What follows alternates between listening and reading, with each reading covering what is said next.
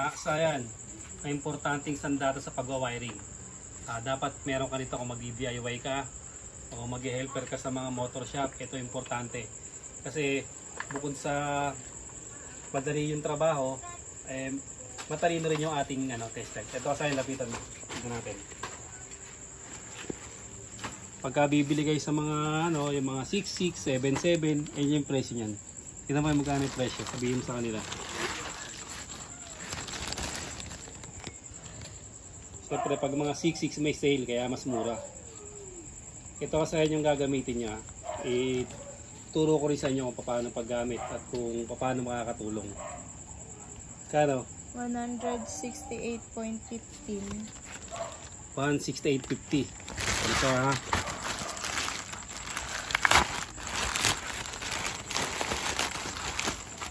Hindi na tayo gumagamit ng mga ginawa natin dati.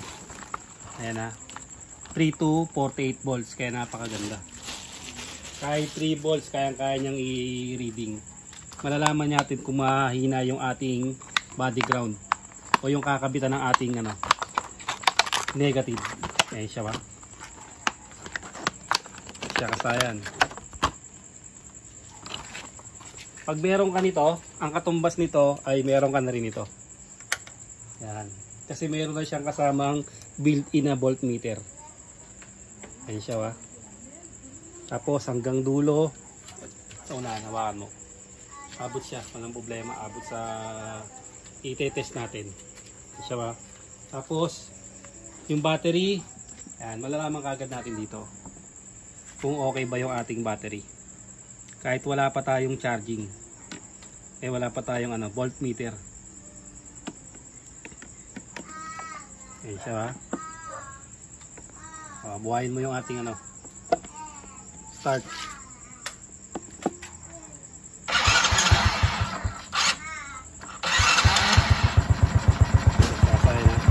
Malalaman nyo kagad yung kung nag-charge. Equivalent to voltmeter.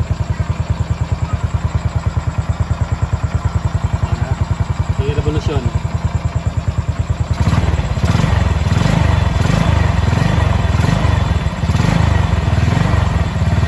Sabihin, nag-charge lang natin ito.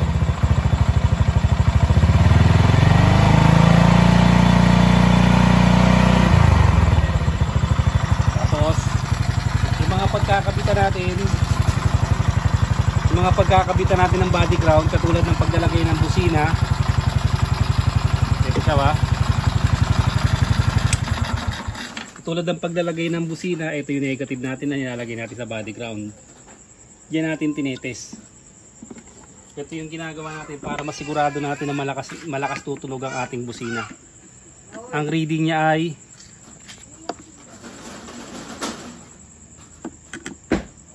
mataas pa yung reading. 13. Ayan, bababa pa yan ha. Ayan yung reading niya. Tapos ito, lalagay natin sa ground. At dito lang to. Yung pinagkapitan natin ng ground, ayan, lalagay natin to. Ayan siya oh. Parehas sila ng reading. Malalaman kaagad natin na parehas ng reading. Ibig sabihin, parehas yung negative dito at parehas yung negative dito. Parehas yung reading. Kaya pag nagkakabit tayo ng busina, hindi na tayo nagpapatakbo dito. Kasi alam naman natin na parehas din yung makukuha niyang supply. Yan ang kagandahan sa ating negative. Ayan yung mga pagkukuha natin, ayan yung tornilyo. Ayan. 13.1. Lagay natin dito. 13.1. Parehas sila. Ibig sabihin, alam na kagad natin yung yung reading ng paglalagay natin na kasiguradong malakas ang ating busina. Yung kasi paano kung baligtad naman, ituturo na sa inyo ng test light kung ano yun, hinahanap nyo. Ayan. Ayan siya ha. Pansinin nyo. Kulay green siya. Ibig sabihin, nasa negative tayo. Negative yung nahanap natin. Pagka baligtad naman siya, pag positive naman ang ating hinahanap, magiging pula siya. Ito yung number 1 na kagandahan yan. Pansinin nyo kasi na, ito positive ang hinahanap natin. Ayan ha. Tapos kung tayo sa negative. Negative, body ground.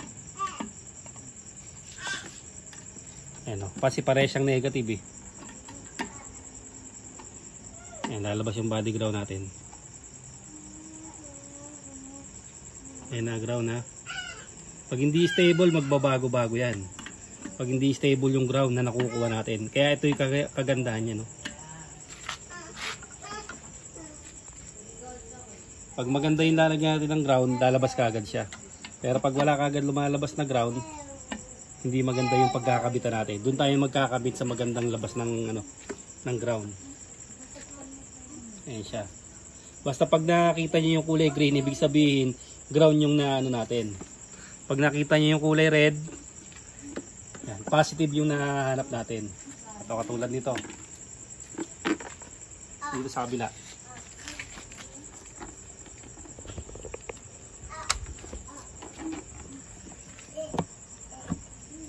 Ayan siya. Accessory wire. Positive kasi kulay red siya. Yung kabila, ayan, signal light supply. Kasi nagbi-blink siya.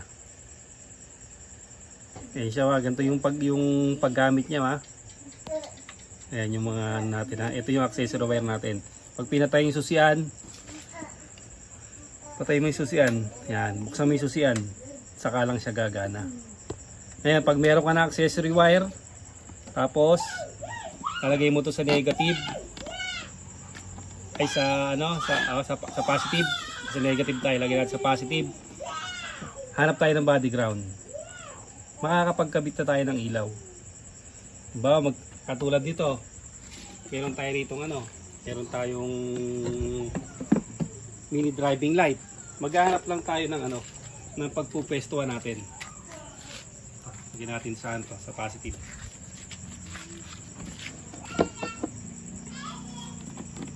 Siyempre yung mini driving light natin merong negative yun. Maghahanap lang tayo ng mga tornilyuhan. Huwag nyo lang pagsasamahin yung mga halimbawa dito kayo kumuha ng negative, mini driving light, hiwalay nyo na sa ibang tornilyuhan. Mga tornilyuhan na malakas yung yung ground. Yan, ayan o. Pagka nakita nyo na pabago-bago, bumababa, yung nag-i-11, humihina yung ground, kailangan stable stable yung paglalagyan nyo. Parehas ang reading dapat. Hindi siya pababa-baba. Yan, ganyan yung paghahanap ng negative. Kulay green pati yung yung lalabas. Kasi pag maglalagay tayo ng mga ng mga accessory natin, mga pailaw, kailangan natin malakas na ground para maganda yung Ito katulad nito, ha. Pakita ko sa inyo, ha. Saan nakalagay yun? Positive. Okay, nasa positive. Ito, ha.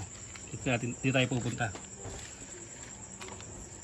Nasa positive siya, ha. Ito, negative. Yun na natin, 12.3. Sa kabila,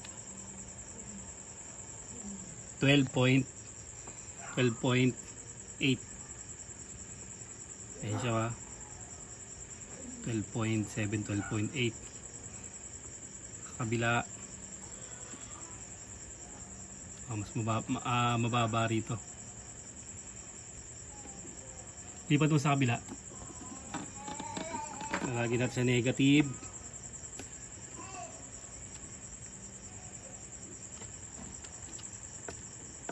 Sige, lagyan sa negative. Ito, ha.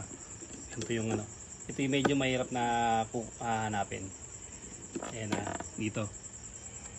Okay, pag dito wala kang mukhang negative, ibig sabihin ito yung negative nya. Ito kasi pwede magpalitan, pwedeng positive to, pwedeng negative, kaya naiiba yung nyan. Ayan o. Sa kabila, positive. Okay, lagay mo sa negative. Yan. Wala siya masupply. Nasa negative yan, di ba? O, dito. Wala siya. Ito yung negative. Ito, wala rin siya masupply dito kasi positive to. Kakasupply lang siya rito pagka tayo bumusina.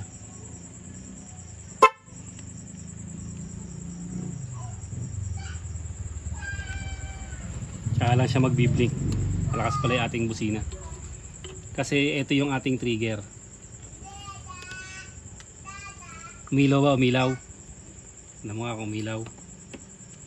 Yan.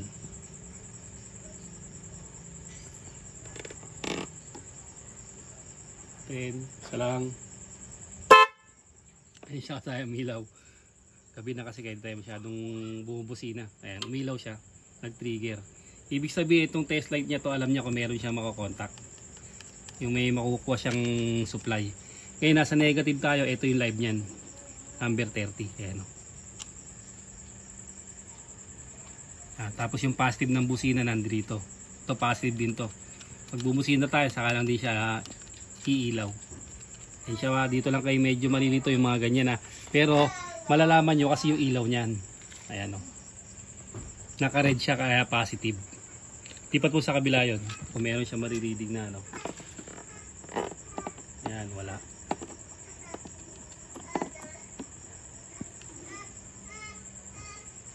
Ito, negative na ano natin ha. Positive. Ayan, naka-trigger tayo. Negative ang ating nakuha. Sa kabila, negative din. Kulay green. Pansinin nyo ha, kulay green ha. Nakakuha tayong dalawang negative. Kasi yan, ano yan, pwede magkapalitan yung coil na yan. Kaya lang kayo wag malilito. Pagka nagwa-wiring na kayo, makukuha nyo rin yung mga ganyan. Mga negative natin ha. Yan. Marami tayong pagkukuha na ng body ground hanggang dulo yan.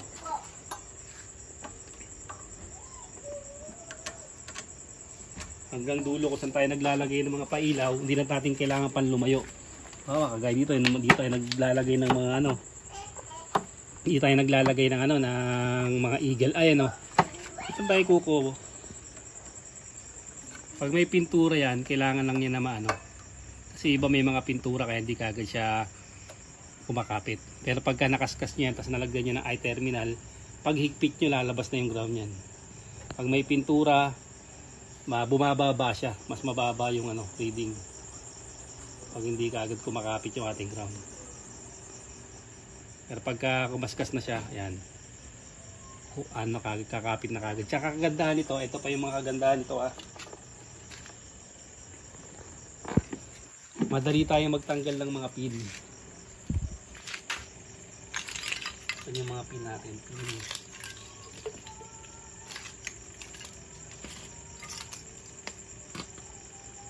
ating mga pin.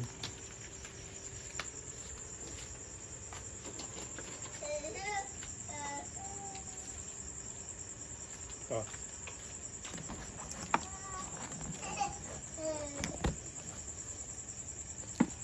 Siya sa ito. Yung mga pin natin, kaya madali siyang tanggalin. Pagka tinusok-tusok lang natin, mailalabas kaagad natin yan. Tapos to, simpleng-simple lang.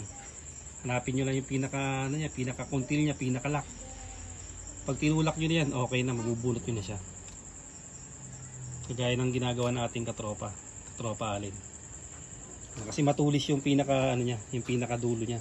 Kaya madali siyang pantanggal ng mga ganito. Hindi na kayo kukuha ng hindi na kailangan pa ng ng mga karayom para sa magtatanggal kayo ng pin pag maglilipat-lipat ng pin. Yan ang mga ka-importante nito ha.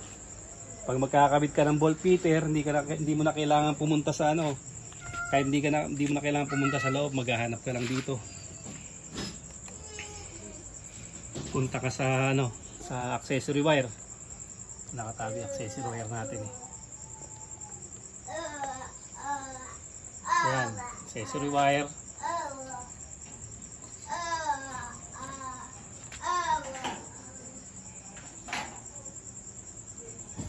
Yan. Patayin mo. Okay, bukas.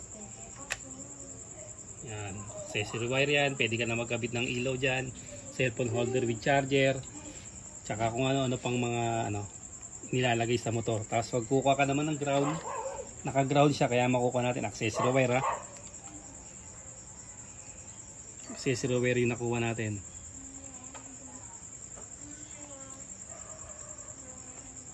Ito naman yung sa brake light na ito. Yung brake light, pag pumreno, saka lang siya magkakaroon. Yan o.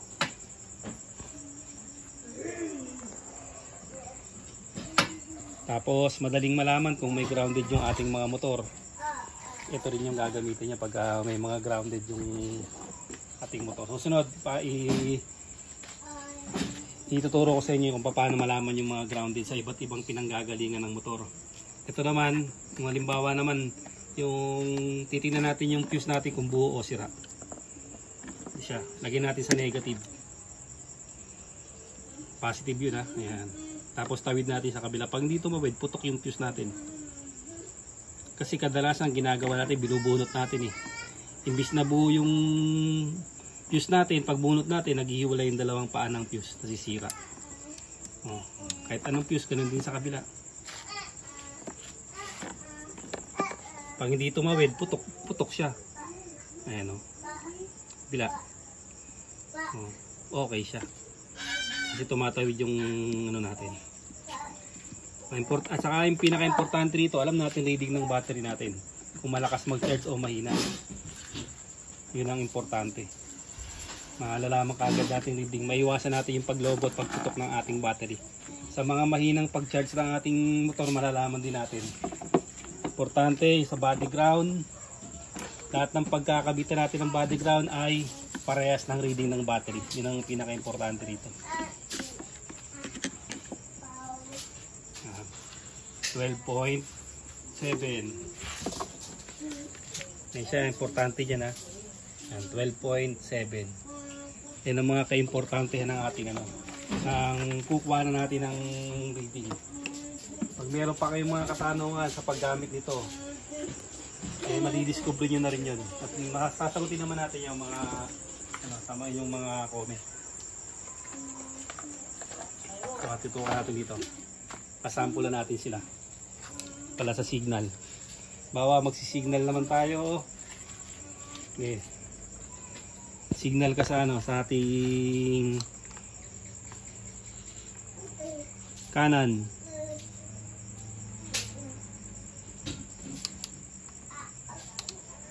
Yan. Pag sumignal ka sa kanan, tusukin mo yung kanan natin ng signal light. Kailangan magbi-blink siya. Nakakanan ka ba? Kaliwa? Kaliwa. Ha? Kanan. Ayan ang kanan. Oh. Tapos, pag pupunta ka naman sa kaliwa, sige, punta mo sa kaliwa. Tutusukin naman natin yung kaliwa. Yun yung kulay orange. Kanan yung light blue. Kaliwa naman yung ano. Ganito paggamit ng ano, ng test light. Ayan siya ha. Pag pupunta ka ng kanan, para malaman mo kung may sira yung ano mo, oh, kanan mo siya i-signal light. Ayun. Pag ang sira ng signal light mo kaliwa, signal light mo tusukin kung may supply ng ano. Kung wala, magja-jumper ka sa ibang orange. Sa ibang orange ka magja-jumper para gumana. Ito yung makakatulong sa iyo para mas madali mong masolusyonan yung ano mo, yung wina-wiring mo. O, ganoon lang kasayan yung paggamit ng test light ha. Hanggang dito lang mga kasayan. Salamat sa panonood.